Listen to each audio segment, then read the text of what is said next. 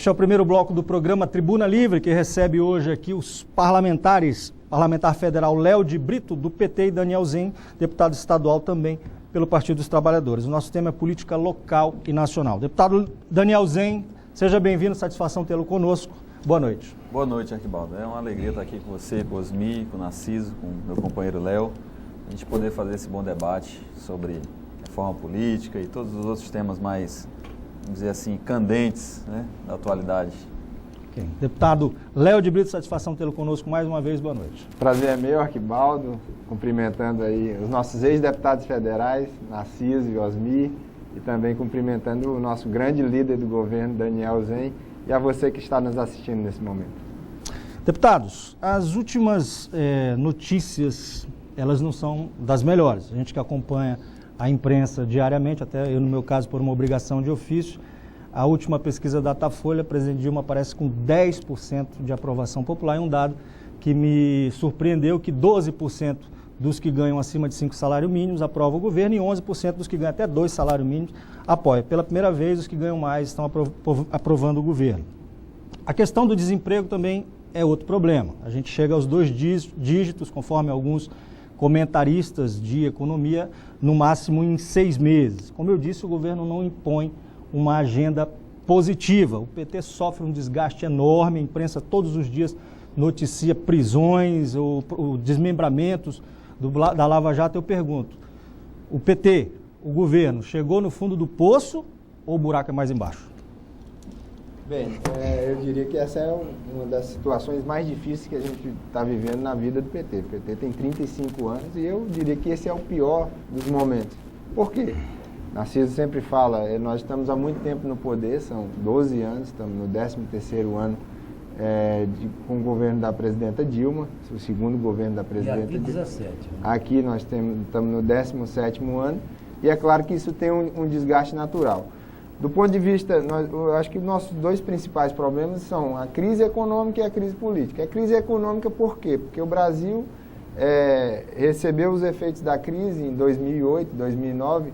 A presidenta, junto com o ministro Guido Mantega, tiveram que fazer medidas contracíclicas, exatamente desoneração de folha de pagamento, ampliar o crédito no país, fortalecer determinados investimentos, ampliar os investimentos públicos, exatamente para que a crise não nos pegasse. E o que aconteceu foi que, nesses 4 anos, a gente conseguiu segurar bem, mas, obviamente, que o orçamento estourou. Os gastos públicos ficaram muito maiores e não tem mais como essa política se sustentar. O problema é que, nesse momento, para fazer um ajuste, esse ajuste, se a gente verificar, por exemplo, o ajuste que foi feito, ajustes que já foram feitos pelo governo Lula no início do governo em 2003, depois pela própria presidenta Dilma em 2011, esse é o ajuste mais amargo, digamos assim. E claro que nós estamos tendo que votar aí um conjunto de medidas que são medidas que nesse momento são impopulares e que de alguma maneira desgastam a nossa própria base social, como a própria pesquisa mostra. Agora eu acho que tem uma coisa fundamental, se nós formos pegar, por exemplo, a situação que estava o Brasil em 2002, quando o presidente Lula recebeu o governo, nós tínhamos uma inflação que estava na casa dos 12%, o desemprego que estava na casa dos 12%, os juros que estavam na casa dos 24%, nós tínhamos uma situação de reservas internacionais em torno de 30 bilhões, sendo que 20 bilhões, Narciso, era do FMI. E hoje nós temos reservas internacionais na casa dos 400 bilhões. Então eu vejo que a nossa situação econômica hoje, comparativamente ao que foram os últimos 12 anos, ela é uma situação crítica. Há um desgaste do partido, há um problema de governabilidade no Congresso, mas eu acredito que com o ajuste sendo feito, embora o ajuste nesse momento ele vai trazer sim algumas consequências, e eu acho que essa é a consequência do desemprego e da própria recessão, mas eu acredito que reequilibrando as contas públicas, a inflação, que é algo que precisa ser atacado nesse momento, nós tenhamos condição de aí, eu acho que em 1 ano e meio, a gente retomar a trajetória do crescimento dentro daquilo que estava previsto. E eu acredito que a presidenta Dilma, essa pesquisa ela é conjuntural. A conjuntura ela permite com que a presidenta esteja nessa condição, principalmente porque vem de uma eleição e, obviamente, que tem muitas notícias ruins. O pacote de maldade, digamos assim, está sendo colocado nesse momento. Você não acha? Mas nós temos, mas eu acredito que a presidenta Dilma será julgada pelos seus próprios. Mas você não acha que muito desse desgaste dela está por ela ter feito uma série de promessas durante a campanha que não faria esse ajuste, que não mexeria nos direitos trabalhistas, uma série de outras propostas que ela condenou do seu adversário e, ao assumir, foi obrigada pelas circunstâncias econômicas a tomar essas medidas? Acredito que sim. Agora, eu acredito que o julgamento final da presidenta Dilma ele deve ser feito nos 4 anos. Principalmente porque eu acredito que com a retomada do crescimento econômico, nós vamos poder sim retomar a atividade econômica, retomar o nível de emprego que tivemos nesse período, os investimentos que são necessários e, claro, a massa salarial, que foi um dos grandes ganhos dos governos Lula e Dilma, você ter a massa salarial fazendo parte de praticamente metade do PIB. Né? Foi um grande ganho dos trabalhadores. O próprio salário mínimo, o poder de compra de salário mínimo com a inflação mais baixa. Então é nisso que nós estamos apostando, numa agenda pós-ajuste. O ajuste econômico não faz parte do nosso programa econômico. Nosso programa é um programa keynesiano, o Estado como indutor de desenvolvimento. Mas nesse momento foi necessário que se fizesse esse ajuste e nós acreditamos que o pós-ajuste nos trará dias melhores. Com base no que você respondeu, que eu quero louvar a sua resposta, primeiro é reconhecer que nós estamos diante de uma crise. Porque você não resolve um problema se não reconhecê-lo. Então você não vai procurar solução para que não é problema. Sobre o que o Osmir falou, as mentiras ou as promessas realizáveis, o Adenauer já dizia, né, Osmir, que nunca se mente tanto quanto antes de uma eleição, durante uma guerra e depois de uma pescaria. Quer dizer, principalmente a pescaria, né? Acontece, Daniel, o regime presidencialista, o nosso, é um regime de mentira, né? Quem não mentiu para se eleger? Quem? Ninguém. Mas isso é grave, né? Mas isso é a realidade, é grave, mas é a realidade. A minha pergunta, Daniel Zen, é o seguinte, e você pode dar prosseguimento. Será que o discurso de esquerda, e eu não gosto muito de usar essa dicotomia esquerda-direita, que para mim se devia ter ficado lá no plenário da Assembleia Francesa entre os jacobinos e os gerundinos. Apenas porque o conceito do Norberto Bobbio. A esquerda lutando por mais igualdade. Não sei. A estrada que leva para o inferno está pavimentada de bondade, né? Não é porque o poder é mais fácil de se pegar com a direita e se tocar com a direita, como se faz com o violino? Não pegar com a esquerda e tocar com a direita. O poder. Porque está provado que a esquerda não sabe governar, né, Osmir? Não sabe. A esquerda, essa esquerda que é cantada em prece e voto, deu com burro em todo canto do mundo. Vide o fim da antiga União Soviética, né? Vou responder. Responda. Eu não acho que as experiências de esquerda tenham dado errado em todos os lugares do mundo.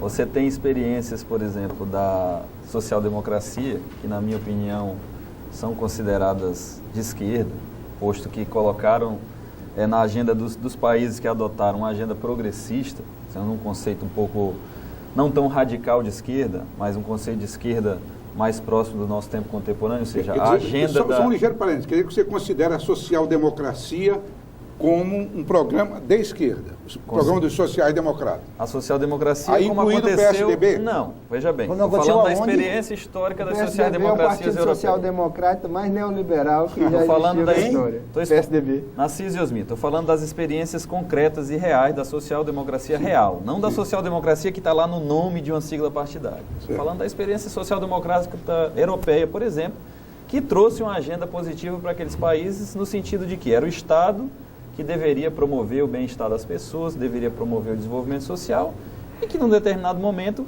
teve que também sofrer ajustes.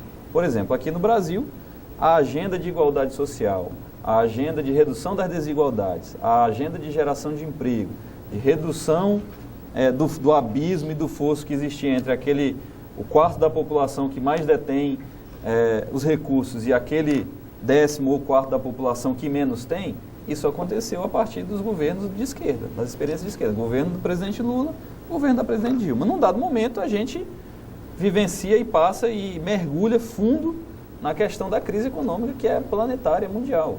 E aí, as medidas, como o nosso deputado Léo falou, as medidas anticíclicas necessárias para que a gente não mergulhasse ainda mais fundo na crise, e agora um outro ciclo de medidas que são diametralmente opostas àquelas que foram adotadas no primeiro mandato da presidente Dilma. Ou seja, naquele momento você partiu para uma política de desoneração tributária, para poder manter aquecido o comércio e a indústria, para manter emprego, para manter poder aquisitivo de compra da classe trabalhadora e tudo mais. Agora você entra numa agenda de arroxo, de aperto, de ajuste fiscal. Para quê? Para poder recompor a receita da União, dos estados, dos municípios. Mas essa situação que nos encontramos hoje não foi resultado exatamente de políticas equivocadas que foram tomadas no primeiro mandato da presidente? Eu não acho que tenham sido equivocadas. Eu acho que eram as medidas que deveriam ser tomadas naquele momento e que surtiram efeito positivo naquele momento. Acontece que aquele ciclo de medidas esgotou, né, e deu o que tinha que dar.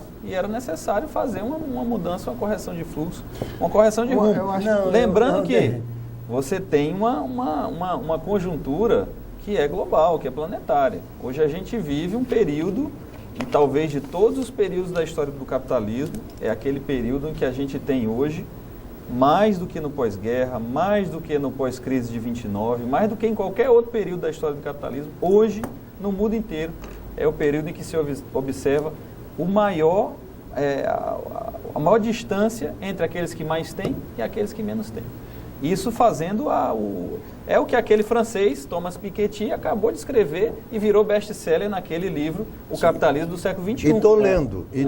É o que ele diz, e está lá, e está comprovado por dados, por números, por estatística das receitas, do imposto de renda, das propriedades privadas em diversos países do mundo inteiro. Então, uma concentração cada vez maior de riqueza. Uma concentração cada vez maior de riqueza entre aqueles 10% da população dos países que mais detêm e uma parcela cada vez maior daqueles que menos têm. Só um minutinho aí, você prossegue. Não, eu acho que o Daniel, ele respondeu em parte a pergunta. Ninguém, até os neoliberais que vocês apontam com o dedo, o abominam, satanizam, concordam com as medidas anticíclicas que foram tomadas com a quebra do Lehman Brothers e a crise de 2009. Todos concordam. Agora, a diferença, Osmir e Léo, entre o remédio e o veneno é o tamanho e a duração da dose. Essa é a diferença. Mas, Narciso, tem um outro componente que eu quero colocar aqui. O que está se questionando é que, naquele momento, todas as políticas que foram tomadas, quando a crise começou a se esvair, a ser amenizada, eles eram para serem restringidos. Aí todos aqueles benefícios que foram criados, que naquele momento poderiam ser tidos como direitos, hoje são privilégios. E estão se querendo manter os privilégios. Narciso, permita. Esse é o permita que eu coloco para você responder essa questão. Primeiro, eu vou concordar com um princípio simplista. Não é possível, eu já disse isso nesse programa aqui, que tenhamos um cidadão que faz um banquete ou uma festa de casamento gastando 10 milhões e ao seu lado alguém passando fome. Uma sociedade dessa não pode existir. Ela é injusta. O Brasil, já foi dito por todo mundo, é um país injusto, com muita miséria. Várias medidas que foram tomadas, e aqui eu tenho tido uma discussão enorme com o Narciso com relação à questão do FIES, eu acho que uma medida positiva, permitir os mais pobres irem para a universidade quando as universidades públicas só é rico, aqui no Brasil, uma distorção gritante. Mas tem coisas também que eu não consigo entender, eu queria que o nosso deputado respondesse, que não é um problema de hoje. Como é que se justifica, Narciso Arquibaldo, que no trimestre um determinado banco tenha um ganho de 3 bilhões no trimestre, 3 bilhões de reais, é uma política econômica também distorcida, em cima da classe empresarial, em cima da classe produtiva, que gera emprego e renda também. 3 bilhões no trimestre, alguém está tomando de alguém. Eu gostaria de ouvir também sobre isso. E eu acho que aí está o cerne da questão. Primeiro, pegando o conceito de esquerda do Bobbio, que eu acho que é um conceito que eu utilizo. Quem é de esquerda luta por mais igualdade, né? São aqueles que lutam por mais igualdade. Eu acho que nesse contexto, Narciso e Osmi e Arquibaldo, é importante, é fundamental a gente dizer uma coisa que é muito importante nesse momento. Ninguém fez mais para que a gente pudesse ter mais igualdade no Brasil do que Lula e Dilma, pelo menos nesses 3 mandatos. Agora nós estamos tendo que subir essa ladeira empurrando o caminhão, que é a dificuldade que nós estamos agora. Em termos de escolas técnicas, em termos de universidades, de melhorar a situação de negros, de reduzir as disparidades regionais, de tirar 50 milhões de pessoas da pobreza e foram para a classe média, né? De, inclusive, ter uma inserção mais soberana do Brasil, de pagar a dívida com o FMI, de chegar com programas sociais dos mais importantes para a zona rural, como Luz para Todos, agora mesmo, nessa crise, o Pronaf se ampliando, aí 28 bilhões. Né? Então, acho que os nossos governos fizeram aquilo que, ao longo de 500 anos, muito pouco se fez, para esses segmentos que foram muito pouco olhados. Então, isso é uma coisa importante que registra um diferencial entre uma política de esquerda e uma política de direita.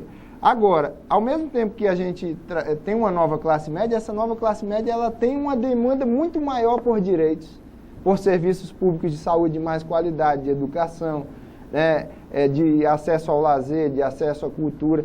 E isso, obviamente, vai requerer mais orçamento público. Isso vai requerer. Então, nós tivemos alguns erros, por exemplo, e algumas políticas elas precisam ser corrigidas. O FIES, do jeito que estava, não se sustentava mais. Universidades particulares aumentando as mensalidades em 20% e o governo tendo que bancar isso.